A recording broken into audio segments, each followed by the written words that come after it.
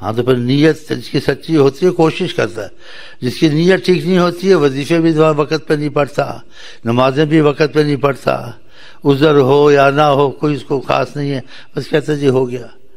اگر خاص عذر ہو، جس نے کوئی عذر واقعہ عذر ہے اس سے نہیں ہوا، اس کو وہ نہ کرنے کا ثواب کرنے میں اتنا نہیں ملتا جتنا نہ کرنے میں ملتا ہے، اس لیے کہ اس کو عذر ہوا، عذر کے ساتھ اس کو پریشانی اور دکھ ہوا، کیوں ایسے ہوا؟ تو بعض عذر والے کو جس سے نہیں کوئی کام کیا عذر کی وجہ سے اس کو پریشانی ہے، نیت کا سچا تھا، جس نے کیا اس پر کم کرم ہوتا ہے، اس پہ زیادہ ہوتا ہے۔ نیت المومن خیر من عملہ، کہتے ایک بزرگ تھا جو مسجد اس کی نماز کے لیے جا رہا تھا، دیکھا ایک آدمی نکلا، اس نے بزرگ مسجد سے نکلا، دیکھا ایک آدمی آیا بھاگتا ہوا آ رہا تھا مسجد، تو پتہ چلا نماز نکل گئی ہے، اس کو نماز کی اہمیت تھی جماعت کی، اس لیے حضرت محمد مصطفیٰ نے کہا میں ان کے گھروں کو آگ لگا دوں جو جماعت سے نماز نہیں پڑھتے، اور بے جماعت بھی نہیں پڑھتے، جماعت سے کیا پڑھیں گے؟ بتاؤ اہمیت ہے، بے جماعت نہیں پڑھتے جی، تو جماعت سے وہ کیا پڑھیں گے؟ تو دیکھا کہا تم نے یہ سرد آہ کیوں بھری ہے؟ کہا میری جماعت نکل گئی ہے، کہا میری ساری عمر کی عبادت لے لو، یہ آہ مجھ کو دے دو کہ تمہارے دل میں محبت، احترام، اہمیت۔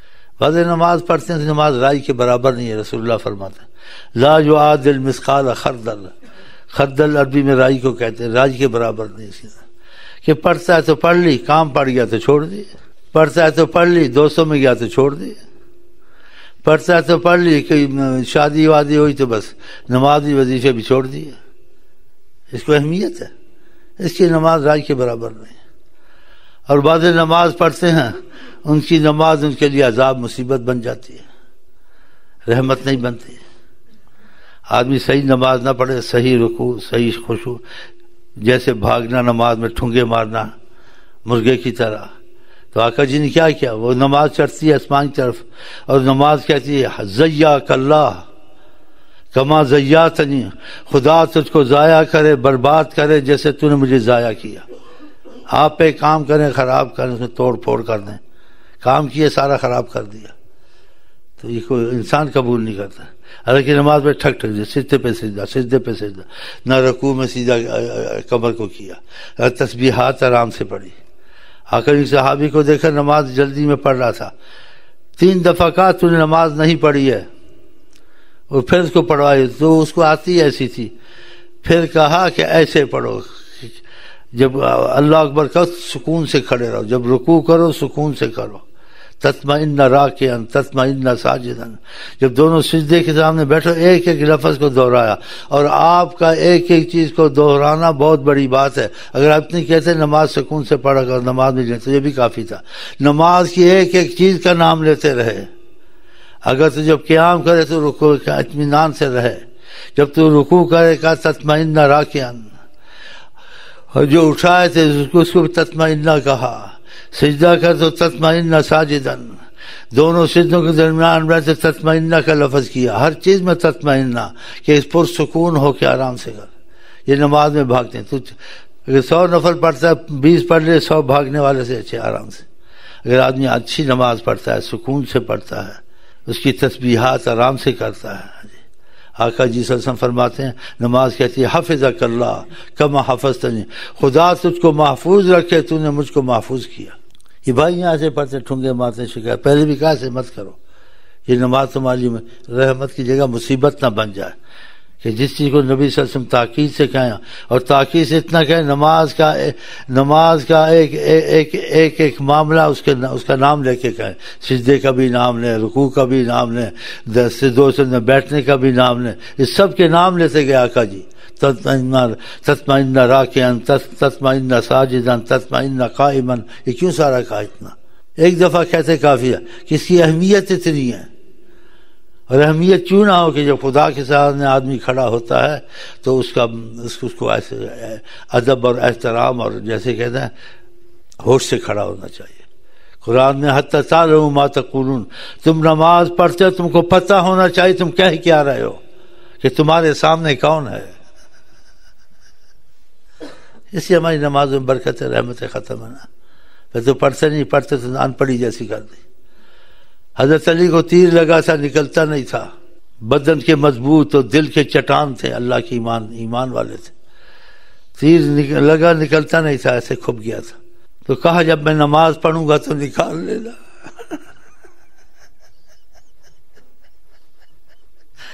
جو اللہ کے سامنے کھڑے ہوتے تھے، ہاں جی، خوف سے، اللہ کی جلالت سے ان کے دل اور جسم نرم ہو جاتے تھے، روئی کی طرح ہو جاتے. جب آپ نے نماز پڑھی، حضرت نماز میں داخل ہوئے تو جسم اللہ کے سامنے نرم ہو گیا، تو آرام سے تیر نکال لیا جو نکلتا نہیں تھا. ہم لوگوں کی تو یہ حال ہے. اور پھر حرام حلال میں کھانے میں اسے نماز میں کیا خشوع خضوع آئے گا؟ جو آیا بسم اللہ کر کے کھا گیا. طریقت والے کہتے ہیں اگر تو نے ایک لقمہ حرام کا کھایا، اس پہ 1000 بسم اللہ بھی پڑھی ہے، اس پہ سارا قرآن بھی مثلا تو نے پڑھا ہے، زمزم کے آٹے سے گوندا ہے، اور اس کو حضرت فاطمہ نے پکایا ہے روٹی، پھر بھی وہ خباثت دل پہ ظاہر ہوگی.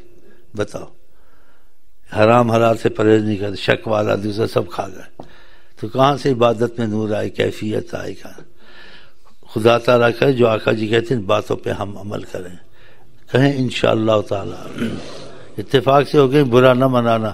ہم لوگ 100% ٹھیک نہیں ہو سکتے، لیکن کوشش کریں ٹھیک ہونے کی، تو ٹھیک انسان ہو سکتا ہے. خدا انسان پہ وہ بوجھ نہیں ڈالتا جو اس سے نہ ہو سکے. خدا کو پتہ اتنا کر سکتے ہیں تو اتنا کہا ہے. نبی کریم کو پتہ ہے کہ یہ ان کی طاقت کی اور طاقت کے مطابق ہی کوشش کرنے کا، تب نبی کریم نے کہا ہے. آپ کی کوئی بات یا طاقت سے باہر ہو، سمجھ سے باہر ہو، تو وہ کرنی بیکار ہے. تو خدا رسول کو پتہ نہیں ہے، پتہ ہے. تو ہم لوگ خود ایسے ہیں، عبادت کر کے رحمت ہے اور مصیبت آ گئی، نماز کو توڑ پھوڑ کے پڑھی. یہ ایسے کرتے ہیں، دیکھا ہے نا ان کو، میں نے پہلے بھی سمجھایا بعضوں کو. اور پھر بغیر ادھر کے بیٹھ کے نماز پڑھتے ہیں بعض. بتاؤ، مجبوری ہو تو انسان بیٹھے.